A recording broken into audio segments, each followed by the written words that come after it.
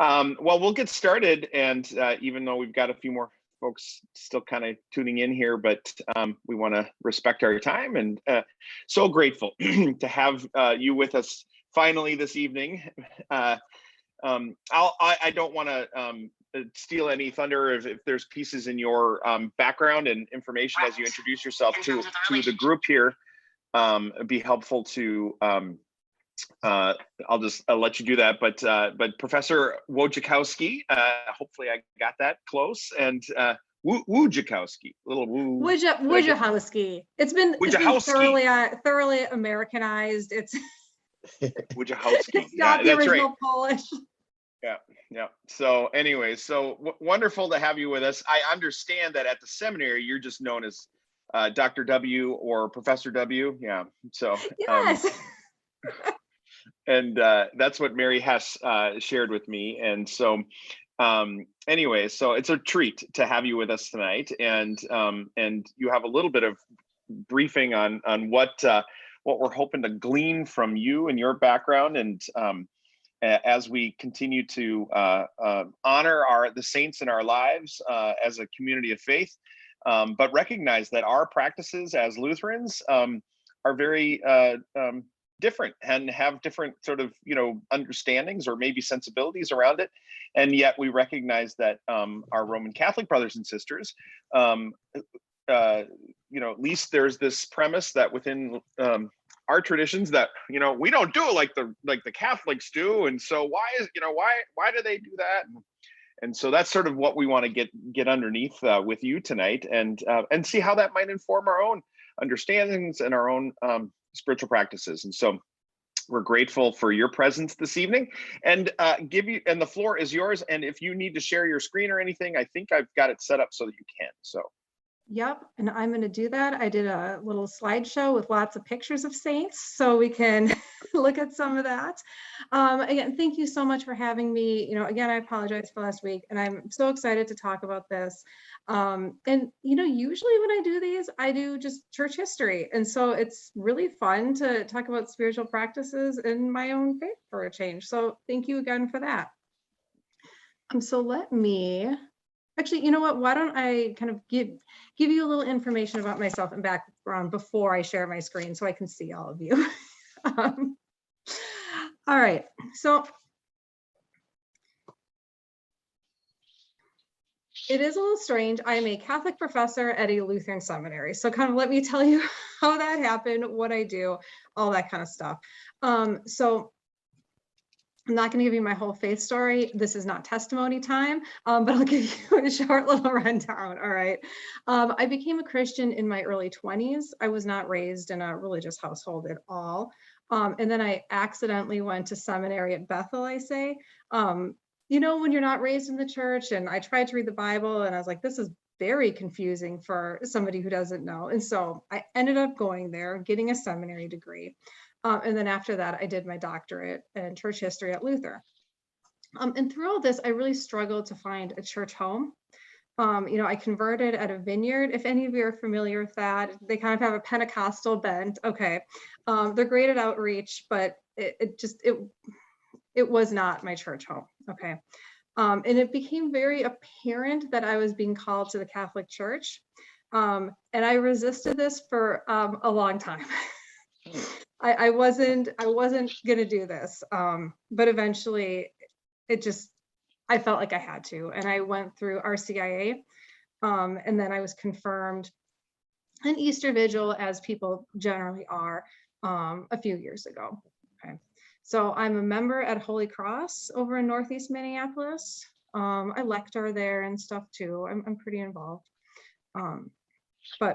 So it's kind of interesting is most of my theological training has been at Protestant schools.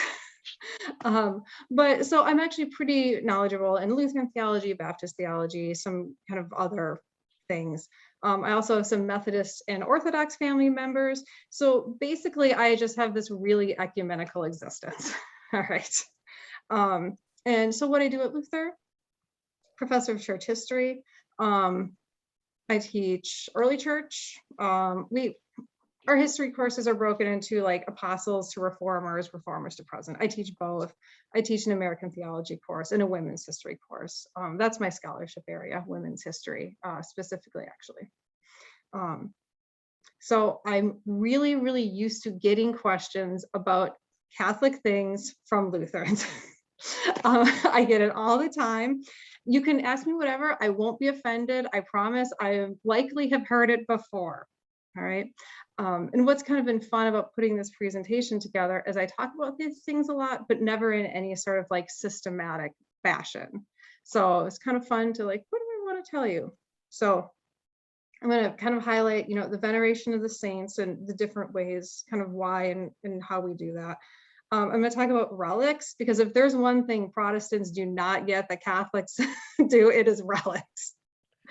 And then, yeah, relics, patron saints. Oh, and Mary. We're going to talk a little bit about Mary, which is another big one where there's always questions. Okay, so kind of through this, I'll periodically ask if you have questions. You can throw them in the chat. I'm very happy to have kind of a back and forth as I do this. Okay.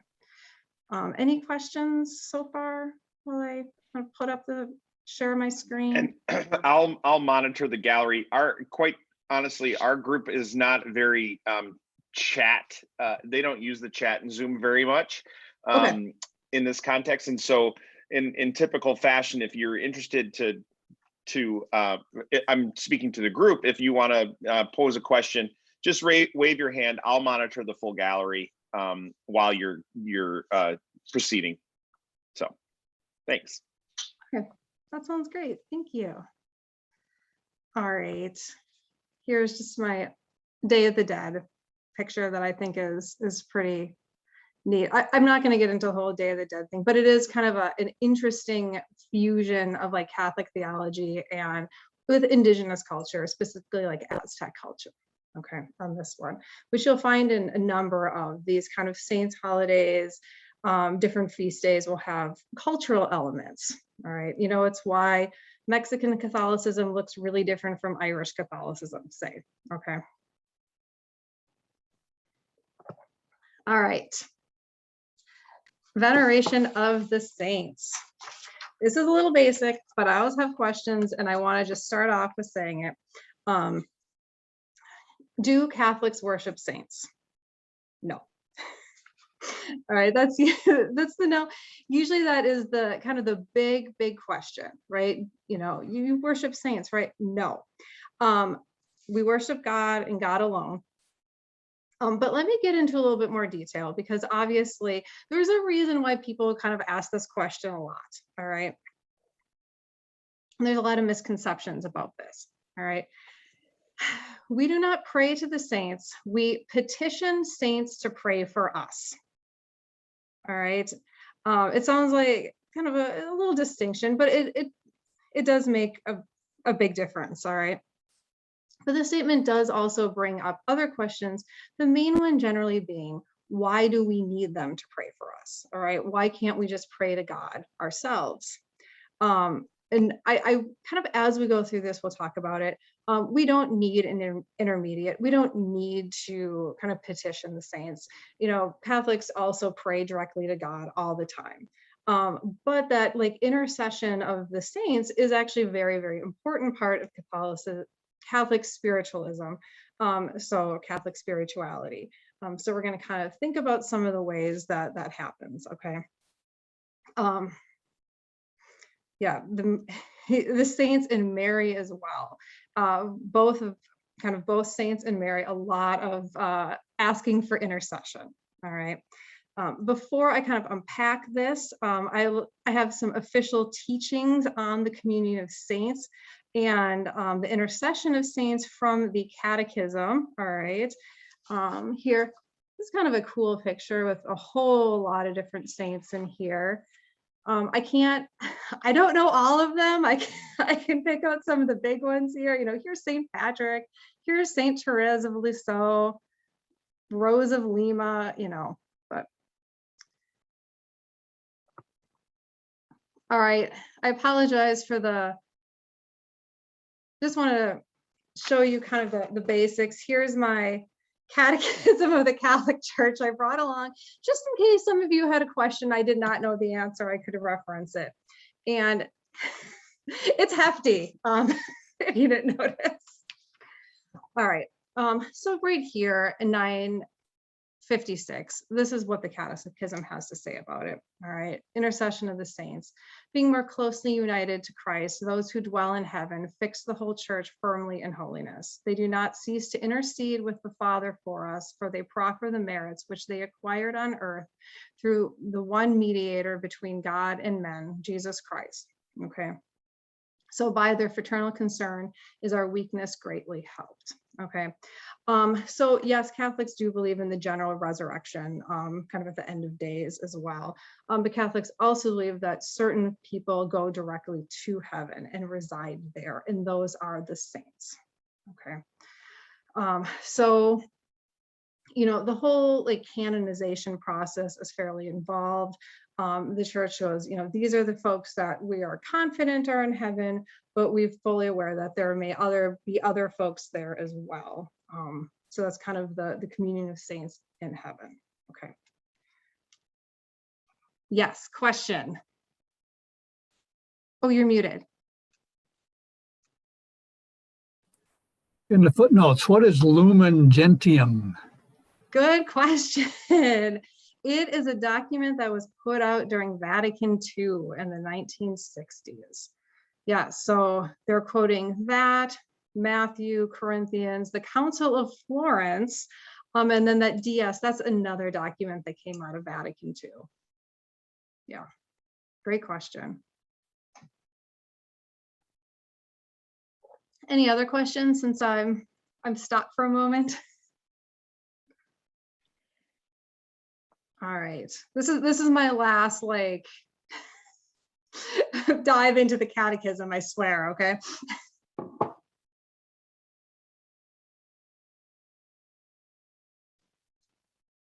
Okay. So one of the best ways I think that people describe kind of the asking saints to intercede is viewing them as your friends. All right. Oh, sorry. There's always tech problems on these. All right. So up here, I have one of my absolute favorite saints, Teresa of Avila. Okay, the 16th century Spanish mystic and church reformer. All right. So just as you ask your family and friends to pray for you, you can ask the saints to do the same. Okay. It makes sense, so if you have something that you're worrying about, something, you pray to God, you ask your family, your friends, and then you can also ask saints that you feel particularly fond of, or patron saints of a certain cause to pray for you as well. Okay. Kind of questions about that idea. Okay. Saint Teresa up here, she is absolutely one of my favorites. I have my students reading one of her works right now. She had all sorts of mystical encounters with God. So she's a pretty popular saint to ask for intercession. And actually, I put her on these saints as your friend because of all the saints that I'd want to actually like hang out with and be friends with, she's probably right up there. She seemed very, very fun. That was going to be one of my questions later. Was it? Who would I hang out with? Who'd you want to have dinner with, right? Yeah. Oh, definitely. There's a number of them. I love these kind of medieval quirky mystics. They are really fun. But she was, yeah, she had, I've got one of her relics coming up later, actually. So just to clarify, if I might, I'm curious. So Teresa of Avila was canonized at some point, yes. Posthumously, I'm assuming. Yes. But maybe I don't maybe that's a little different. And so and if you're going to get to that, I understand, but like who decided that Teresa of Avalon deserved to be referred to as a saint, and then ultimately sort of encouraging the broader church then to actually have a connecting point to Saint Teresa, and her life story that resonates with people as to why they would want her to be praying for them? That is a great question. Because there's actually a change that happens. Okay, so real early in the church, a lot of the saints were just martyrs, people that died for the faith. And then kind of as they go along, usually it was sort of, people that lived really pious lives, that there was miracles associated with. There's a whole genre of kind of church literature called hagiographies. And often what would happen was you would have somebody who was kind of a famous holy person, okay? They would die, and you're always canonized after death, just always. And usually somebody, if they're monk or nun, maybe somebody in their order, people that are close to them would write an account of their life. And there's a lot of hagiographies out there. They're both kind of a blessing and a curse for us church historians, because sometimes they're the only source of information we have on these people, but they're not maybe super accurate all the time. Because the whole point of them is to sell them as saints, okay? I think one of the best examples is like Saint Patrick, all right? We know Saint Patrick was a phenomenal evangelist. He set up all sorts of monasteries all around Ireland. He did a lot. But some of the accounts of his life, he raised 33 people from the dead. He got every snake out of Ireland. So some of these accounts are so much larger than life. Yes, like we believe in miracles, but some of them are pretty over the top. And sometimes you can tell some of their personality traits are smoothed over a little bit as well. And so a lot of, let's say a church or a monastery, a group, they would want to kind of lift up their cause for sainthood. Sometimes it's because it would bring, pilgrims to their church. Otherwise, it's just people that really, really liked. So it was kind of haphazard for quite a while. Some people were canonized right away. Some people, hundreds of years. So like Saint Francis, he was canonized within a year of his death. All right. Everyone knew this was happening. Everyone liked him when he was alive. It happened really, really quickly. Same with like St. Clare. Somebody like Joan of Arc, who's also a saint, she was actually burned to death as a heretic. The case was reopened, and she actually wasn't canonized until the 1900s. So there's a huge range in that. It was at the Council of Trent in the 16th century that they kind of came up with the more methodical way of canonizing today. Because now, like, you start the process, somebody becomes a servant of God, and then there has to be 3 miracles associated with them before they can actually be canonized. So, questions on any of that?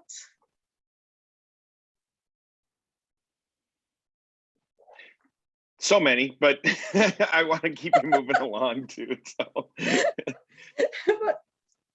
Do you have one more? Well,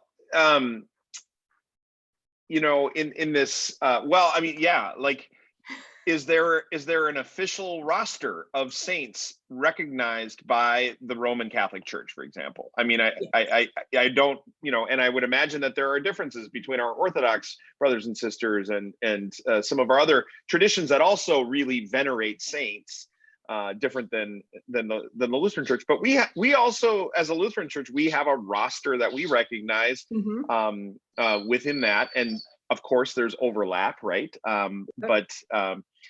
Anyway, so there's an official roster? That's the question, yes. I guess. Yeah. Yes, and that's a good question, because the Catholic and the Orthodox saints will be the same until the schism in the 11th century.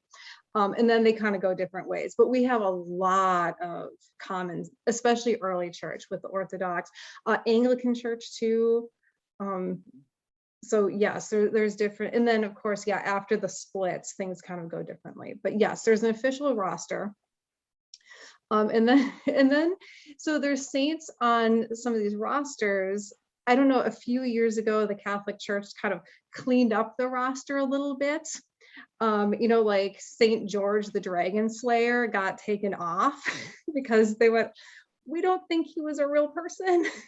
Saint Christopher got taken off, which was a big deal. Wow. Yeah. Do you have a question? Isn't that a thing to have like a little Saint Christopher medal? That's a really common practice amongst Roman Catholics, right? And so to like take away the saint, so now it's just a Christopher medal. Like, right. So they weren't.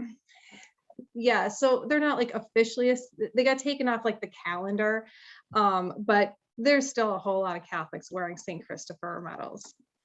And during, this is with all denominations, but Catholicism, I think often even more so, a difference between like correct church teachings and then popular religion.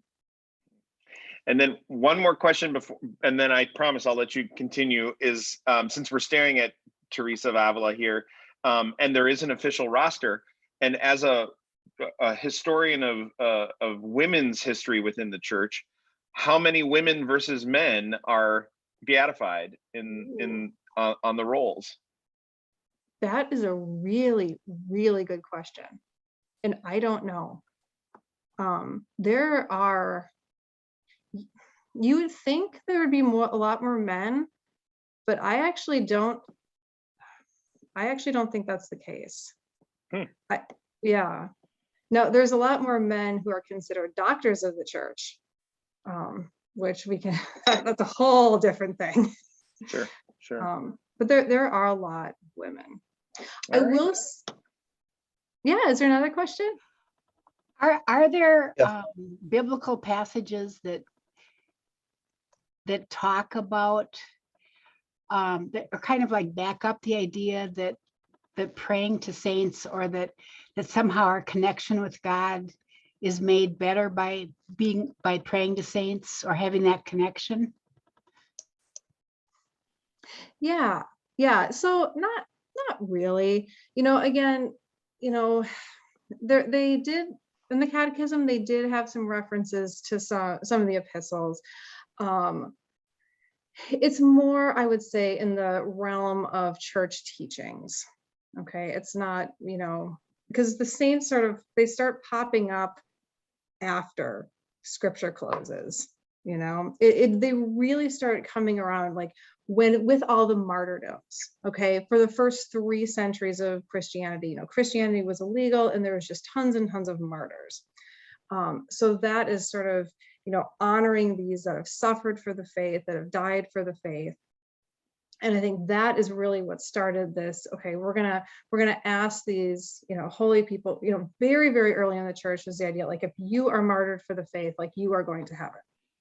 All right, you're not going to be sleeping until resurrection, like, you are going to heaven. So if these people live such holy lives and they're in heaven, we're going to ask them to also pray for us, to intercede for us. Yeah, that's a really good question then. Steve Svam, did you?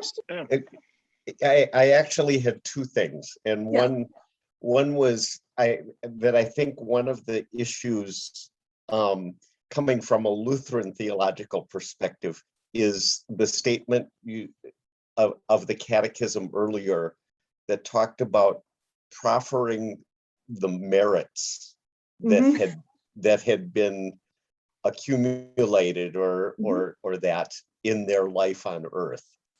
And so that's one thing. And then the second question was, is there an appointed body or that makes the ultimate final decision after all the criterion have been investigated? So, or does it have to go through a papal declaration, or is it how does that take place? 2 great questions. Yes, it is not Lutheran at all. The whole, the works, that is one of the absolute biggest differences between Lutheran and Catholic theology is the works aspect. Yes, it's still alive and well in the Catholic Church. And so, yeah, you earn merits. You try to, you try to become more Christ-like through life. And all Christians, we all try to do that, to some degree. I mean, without question. But it's sort of an expectation, like when we do something wrong, we go to confession, things like that the Lutheran Church doesn't do. So we can kind of cleanse our sins and try again and try to be better in the future. Yeah.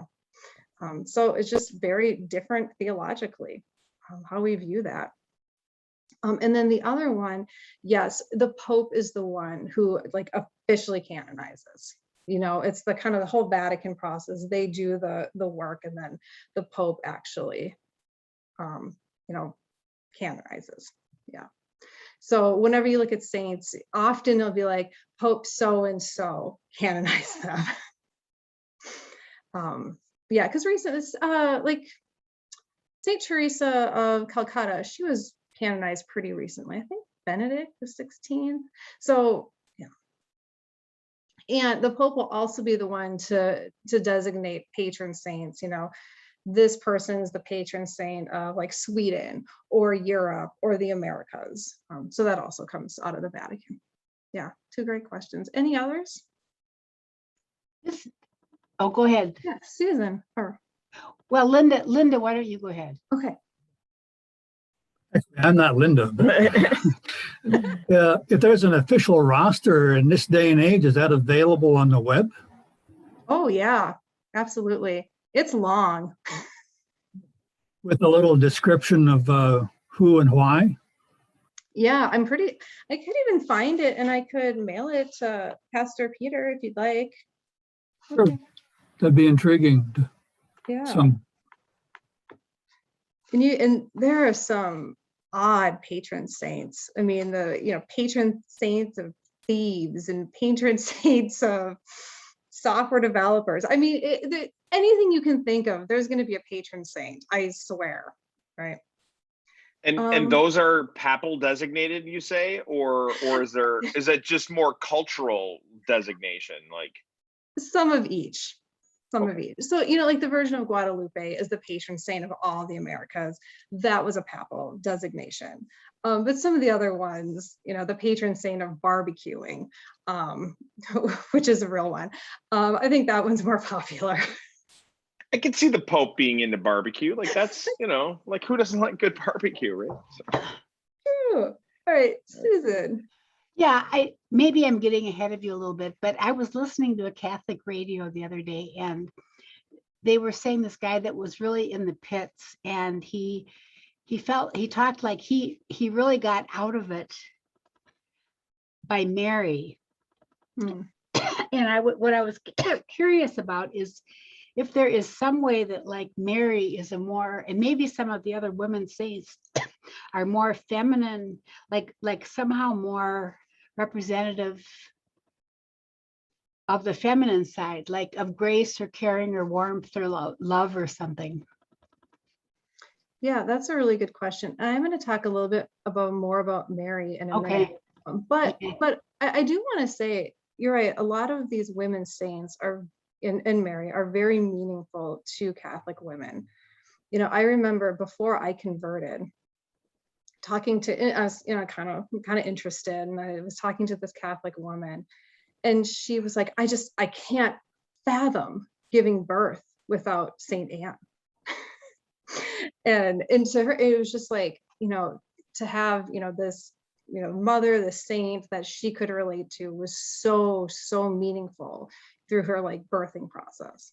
And there's lots of instances where women feel very, very drawn to different female saints. And then, yeah, kind of Catholics in general sort of view Mary as their spiritual mother. Right. And so there is a lot of devotion to Mary. Okay. Absolutely.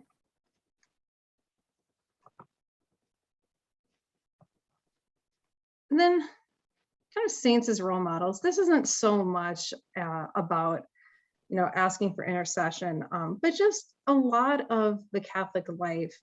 I don't know how many times I've heard priests or leaders being like, just if you want to live a good life, follow the saints, read their lives, read their stories. So here I have a couple. One, I'm sure you all know, St. Francis. He's kind of that one saint that everyone, regardless of denomination, seems to like. He pops up. I actually gave a sermon on him at Luther for his feast day. So that's, one people kind of like, especially his association with ecology. And then next to him, we have Perpetua and Felicity. Were two martyrs in the early church. And they actually pop up in the Mass every week too. They're even listed in the saints that we asked to petition for us. They died in like 203 in North Africa. Okay, so that's a big part of it too, is just kind of getting to know these folks and using them as an example. And actually, one thing I will say about this is sometimes I like reading about their lives, especially when they weren't perfect. There's some, like Saint Jerome. I love Saint Jerome. He was so grouchy, and he would get in fights with other people. Like he and Saint Augustine like disliked each other, and he called, I kid you not, Jerome called Augustine a two-legged ass. All right, and like this young upstart. All right, but he still ended up like living this incredibly pious life. He was still canonized. So for me, it's kind of comforting that these people didn't necessarily live perfect lives, but they became holier through their life. Okay, so it's kind of inspirational in a sense. All right. Any questions kind of on saints as role models, friends, any of that before I move on to, oh wait, I've got patron saints here, and then I'll ask. I talked about this a little bit, but I'll show you my slide. These are two that I actually call on quite a bit. Saint Bede is the patron saint of historians. So as I've been finishing up a book, I have been petitioning him quite a bit. And then next to him is Saint Anthony of Padua, who's the patron saint of lost things. I tend to lose a lot of things, so I will also petition him frequently. What was his name again? Saint Anthony of Padua. Yeah, this is one of those popular religion things, not official church teachings, but there's this little rhyme. Saint Anthony, please come down. Something's lost and must be found. And you know what? It works. Any other questions before I move into relics and Mary? All right. Let's talk a little bit about relics, because this one's a tough one. All right, for non-Catholics, because it can get a little strange. All right. All right. The one on the top is Saint Teresa's hand. All right, I kid you, it has one of the most bizarre histories of all time. It's been bounced around. The strangest thing, in the Spanish Civil War, General Franco, who fought for the fascist side, he carried this around with him everywhere he went, and he slept with it on the pillow next to him. It is against the church rules to own a relic. All right, so I will just say he was breaking church rules by doing this. But he liked the saint that much, and he felt like this attached the saint that he carried. It also, if any of you have seen the Avengers movie, they like fashioned one of their props off this. But anyway, so that's her hand. But most relics actually look like these down here at the bottom. Okay, if you go into a Catholic church, every church has at least one. Okay, there is almost always a relic built into the altar up front. If it wasn't built into it, they have to put one on top. So there is always a relic where they do the Eucharist. Okay, it's just one of the rules of the church. But often churches will have other relics. You know, in the United States, usually, you know, it's kind of these beautiful little statue things. Usually it's like a piece of bone or hair or something like that. In Europe, though, you go to some of those cathedrals, if any of you have visited, there's some pretty macabre relics over there. I mean, we're talking, I was in one in Spain. I think there's actually like a person in the wall once. Okay, so it is just kind of bizarre. Can you speak to the theology of that for us? Yes. Why at the altar? Why connected to the Eucharist? Yeah, give me a little more with that. Yes, I will give you a little history. Because this, I know this is Protestants completely axe this this practice. All right. Part of it is it's not, you know, it's not a Eucharistic table. It's not, you know, it is an altar where you offer sacrifices. And so it's going back to that old Jewish tradition of offering sacrifices pre-Christianity in the temple. Okay. The earliest reference that we have of actual relics is the middle of the 2nd century with the martyrdom of Polycarp. So it was like the 150s. And we know that people like took his bones. Okay, so very, very early, this was starting to happen. All right. So I wanted to find something real old to talk about this. So I found this from St. Jerome. This is in one of his letters to Reparius. And he's talking about why they kind of venerate relics, what they're doing. So I've got the whole quote here, but here at the bottom, I think is what it kind of sums up. Still, we honor the relics of the martyrs that we may adore him whose martyrs they are.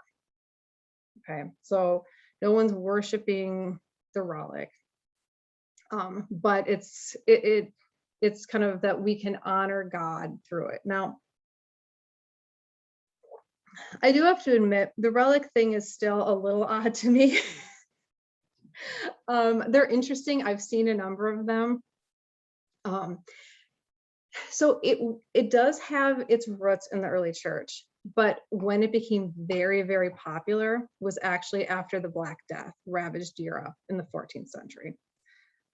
In between like 1348 to about 1351, about 1/3 of the population in Europe died. And then about every 10, 12 years, another round of the plague would go through after that point. And so Europe was kind of just,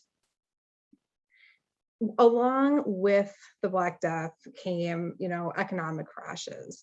It was a really, really rough time to be alive, and death became ever present. And that's when veneration of relics skyrocketed. That's when, you know, you have all these European cathedrals with all these relics in them. Yeah. Questions? And yeah, for those who had the chance to go see the Martin Luther exhibit at the Minneapolis Institute a few years ago, there were a number of Frederick the Elector's reliquaries were part of that exhibit, and fascinating. Yeah, the hands and the you know, different things that look like the stuff that's in the pictures on the screen right now. Frederick was a huge collector. I mean, it was as I understood, it was also quite a status symbol for the wealthy and for the ruling class to really be, you know, to collect. And it's sort of like equating it to, I believe, you know, getting baseball cards of your favorite you know, baseball players. You collected relics of, you know, the saints, you know, that were significant to you, your fantasy team of saints. You'd want to have a piece of each of them, right? And Yes. yeah. And I think that's probably why the church finally came down and said you can't actually own relics. Mm-hmm. Yeah, it was sinful in its sort of gluttony and Mhm. and the passion by which people pursued that, right? So yeah. Right. I mean, And what, Luther spoke out against it pretty heavily, right? In mhm. in his writings, right? So Right. And I mean, things got pretty out of control with it. I mean, you're talking about the collections, but I mean, people wanted to see these relics. And so they would be like hot tourist tickets. You know, if you had a piece of a famous saint at your church, people would come. I mean, that was a big draw. You know, part of the reason Teresa's hand is there, like, you know, she founded, I think it was 14 different convents, and they all wanted a piece of her. And they got in huge fights over her body. And that's how, like, some groups started taking bits, and just to have them, you know, kind of the draw of that and the prestige of that. Yeah, it's one of those things that kind of went wrong at some point. And I think, yeah. Yeah. It was a fundraising item, as I understood it, to some extent. But then I'm wondering also if every church has a relic in their altar, is there a verification process for the relics also? You know, how are they certified as being legitimate relics? You know, you do it like when the church is built, like you get one from like the official Catholic Church. How they verify it, I actually do not know. And usually they are very, very tiny. But yeah, and actually I'm glad you mentioned that. It was fundraising because pilgrims would equal funds. People would come and donate. So yeah, so they're kind of one and the same. Yeah. Any other questions about? Otherwise, we'll move on to Mary, because she is, in a sense, the absolute most famous and venerated of all the saints. Okay.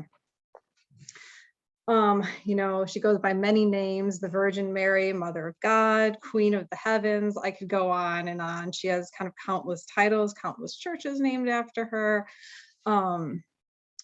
We don't worship her, but we really, really love her. All right, that's what I'll say about her. Okay, this is, you know, another kind of point of confusion and misunderstanding, I think, a lot between, you know, Protestants, but then also like Catholic and Orthodox, because Orthodox do the same thing. You know, I'm thinking of my in-laws' church. You know, it's all, their whole church is icons, every inch of it. Okay, Jesus is on the ceiling, but Mary's behind the altar. All right, she's very prominent in both traditions. Okay, at the Council of Ephesus in 431, one of the four great councils of the early church, they affirmed her as the Theotokos, or the God bearer. All right, so that's kind of her official status, God bearer. In the early church and in some traditions today, she's kind of seen as the new Eve. So just as the first Eve came from the first Adam, the new Adam came from the new Eve. Okay, I talk about that when I teach early church, and sometimes students are like, "That's whoa." They either really don't like it, or they think it's really, really cool to see kind of that reversal. It can go either way. Okay. But without question, you know, I mentioned earlier, Catholics really view her as their spiritual mother. And there are countless sort of apparitions, different versions of her, which can also be a little confusing too. So here I have two of the most famous. Okay, you'll for sure recognize this one, Virgin of Guadalupe, 16th century apparition right outside Mexico City. Okay. Next to it, we have, obviously it's a statue, but that is the apparition at Fatima in Portugal in the early 1900s, which is another really, really famous kind of apparition of her. Okay. So, you know, we have these instances where these miracles where people say they see Mary, sometimes she has a message, but what Mary is always doing is she's always pointing to her son. Okay, she's always trying to lead people to her son. All right, that's kind of the official church teaching on it.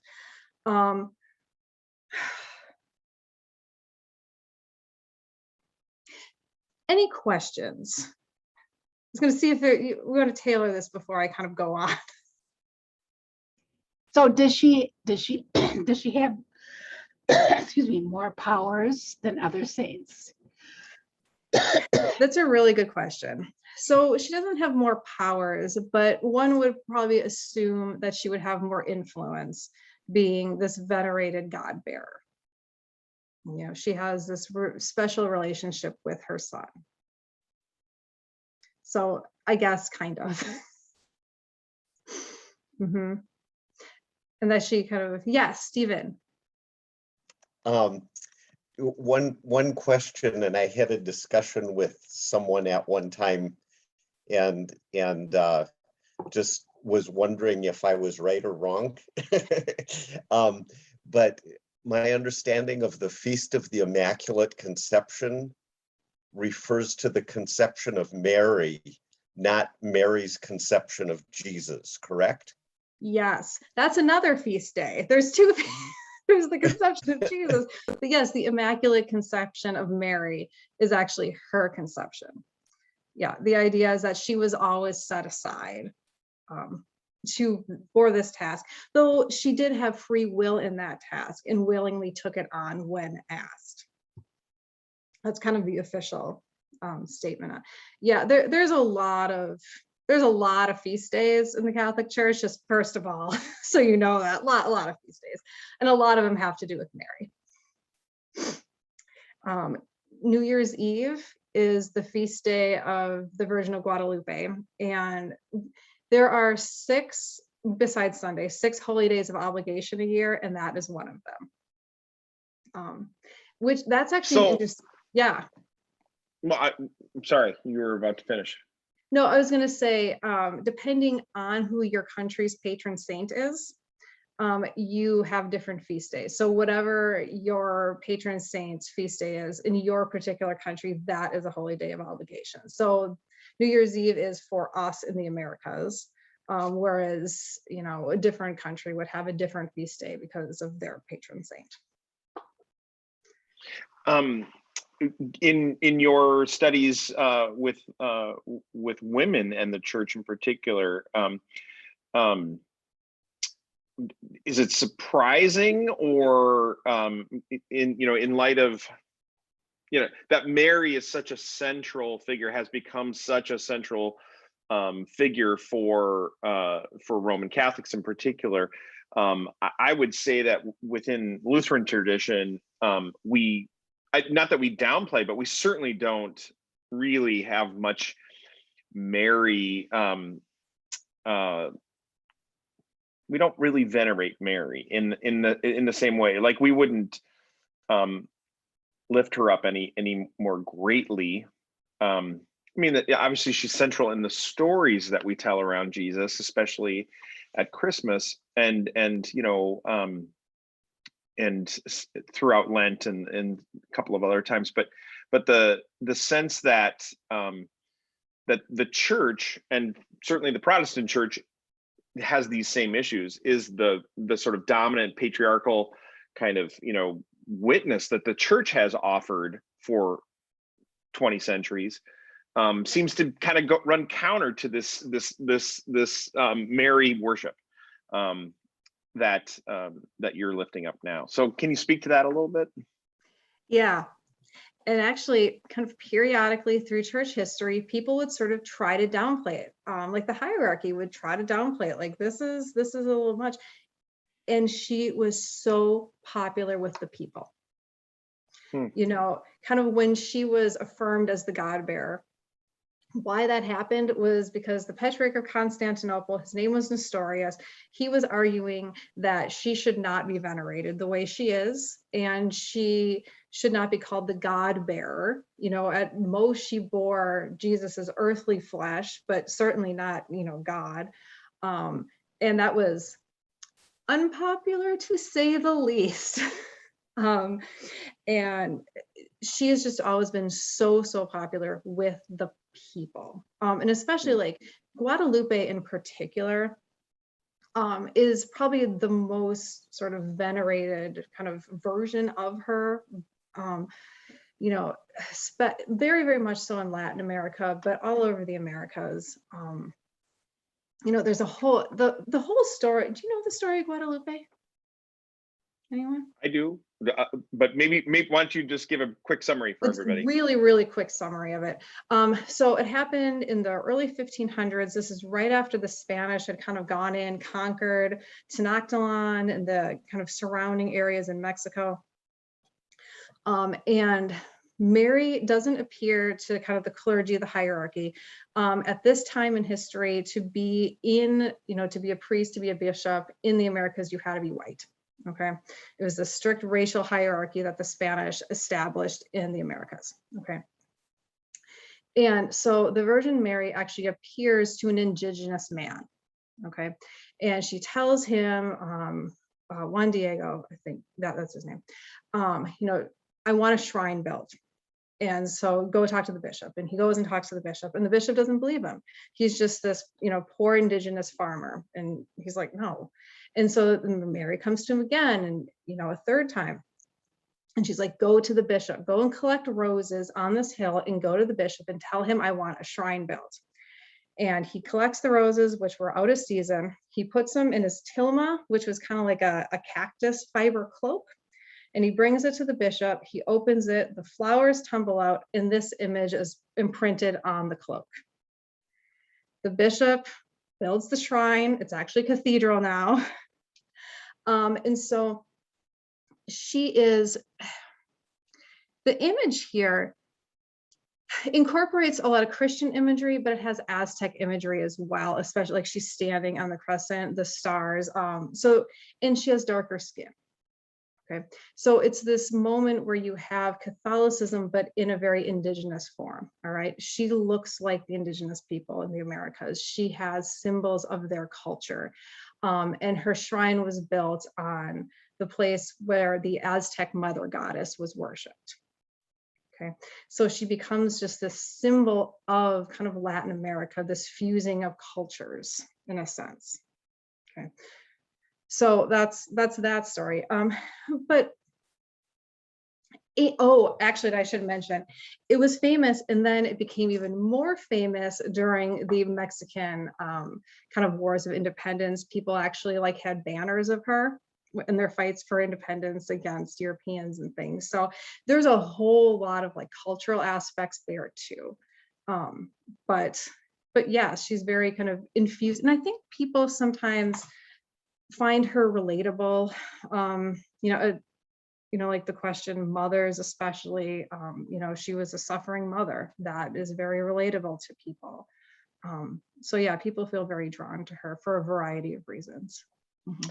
Yeah, here in the metro, in just across the river in St. Paul, the Our Lady of Guadalupe Catholic parish is a very, very vibrant parish, and as I understand, and have had occasion to connect with them a little bit, but makes sense that they're also, that church was planted in the primarily Spanish speaking population of St. Paul, where there was, so to name a parish Our Lady of Guadalupe would carry additional meaning for the population that would be there, right? And so clearly a strategic act by the diocese whenever that church was established in that community down there, right? So yeah, a lot of the Catholic parishes are ethnic in some variety. The one I go to is an old Polish parish.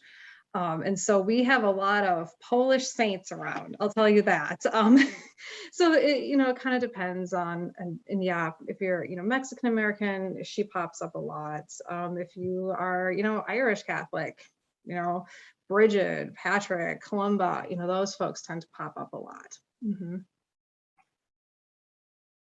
Oh, all right. I'm going to skip over that. Because we have 2 minutes, and I'm just going to do my kind of concluding, thoughts on here, and then I'll take questions. I can stay as late as you need. All right. So one of the things that I think is kind of great about the saints personally is that, you know, they demonstrate that you can also be saints. All right. And even if, you know, you don't believe and, you know, they're in heaven instead of, you know, sleeping until a resurrection or something, there's still people that lived really, really great Christian lives. And so I have 5 folks from the 20th century that are either saints or servants of God. Okay, that we can kind of, you know, see. We have Saint Teresa of Lisieux up here. She was a French Carmelite nun known for her little way. She's really popular, by the way. Kind of symbolizes this sort of simple faith living. Here's Maximilian Kolbe, a Polish priest who was also a martyr. He died at Auschwitz. Here is Oscar Romero, the El Salvadorian bishop and martyr. Down here in the corner is servant of God, Thea Bauman. She was an evangelist and a Franciscan sister, American. And then down here in the corner, one of my personal favorites again, Dorothy Day, who, despite saying, don't make me a saint, I don't want to be dismissed so easily, is in the process of canonization. She is a servant of God. Okay. So just a few modern folks. Again, just a, you know, good Christian life and lived into their faith. All right, so see, I told you it was going to be a short presentation, and it wasn't. So are there any questions? We peppered you along the way for sure. So any other questions for our guests tonight? What has got you thinking? Susan, I think you got to unmute if you're. Yeah, no, I was just thinking for us to deepen our own spiritual practice, it would be good to have more communion about this, because I think you want to be open to any kind of way that we can communicate with God. So I'm not quite sure what that means, but it's been helpful. Yeah. Dennis or Ann, yeah, go ahead. Well, Anne-Marie is bugging me here to ask why or how we could nominate Father Keene to be a saint. Because he was the first one that really opened the door to the Catholic Church, accepted us at communion. He was more ecumenical. And yes. That may not be the kind of saint that the Catholic Church is looking for. I don't know.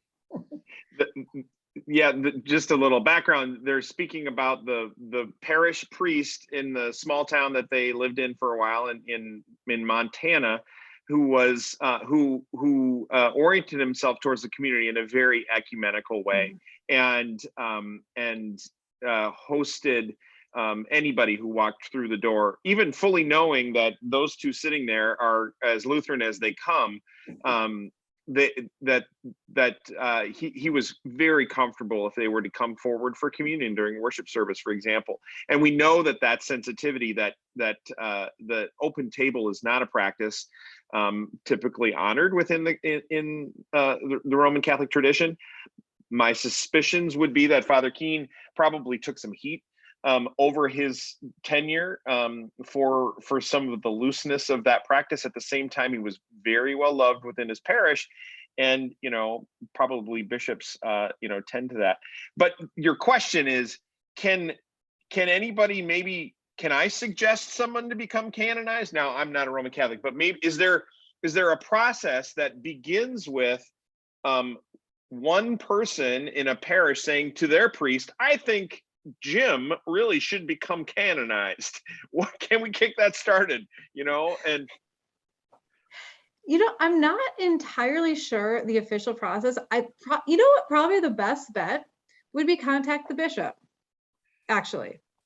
Contact the local bishop, because usually it starts at that local level of trying to gain traction. And then I'm not sure what they all do behind the scenes to get it all going. But I mean, honestly, if you're interested, I would contact the bishop for wherever his parish was in Montana.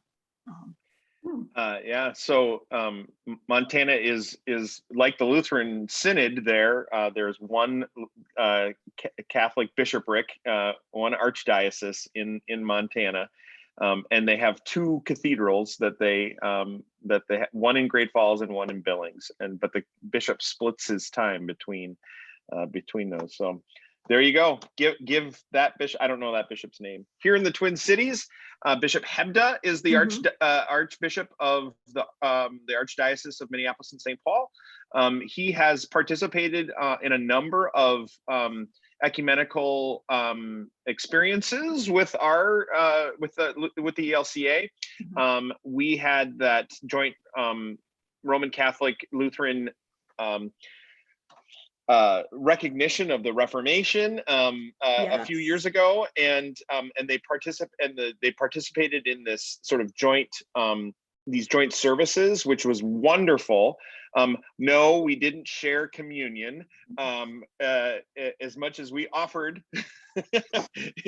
That's still a sore subject, but yeah, some really wonderful possibilities out of this. And so we talked a little bit last week and about the sort of sensitivity that Lutherans have about, I don't know about this praying to somebody who's not God.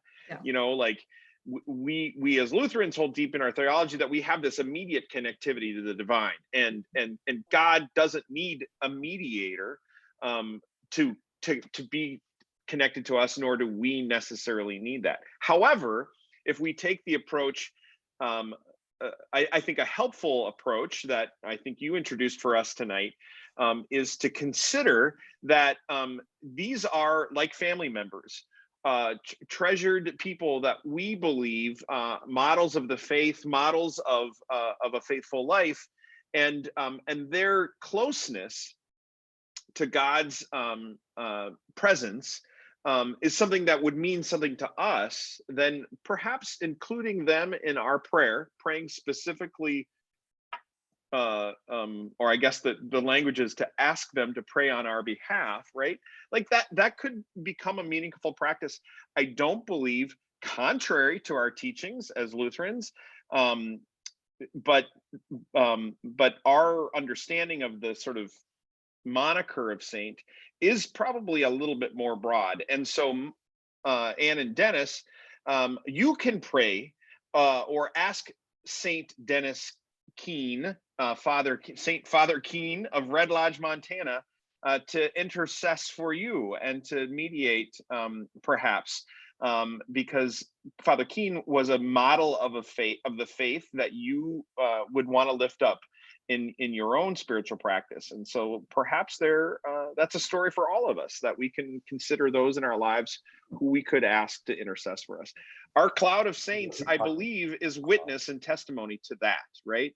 That these are the people who have deep meaning in our own lives, and I suspect that's because of their connectivity to their model of faith. And so last questions. Beautifully said, Pastor Peter. Every now and then. Other thoughts or anything? Well, Professor Wojciechowski, it has been a delight to have you with us tonight.